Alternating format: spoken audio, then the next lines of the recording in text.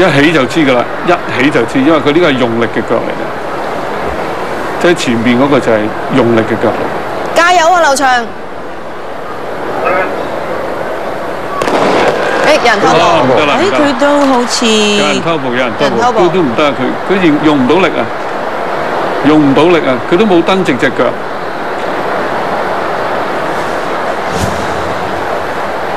嗱，都唔敢蹬直隻腳。嗱，吉啦。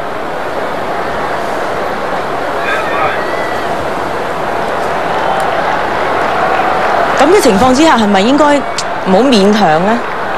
係啊，退出啦，退出啦。可惜嚇。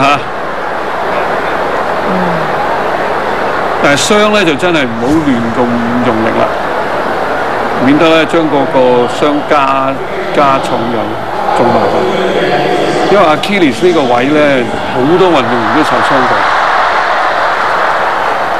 佢唔係偷步嗰個啊，但係一起就趌咧，咁你點可以起到第一個欄咧？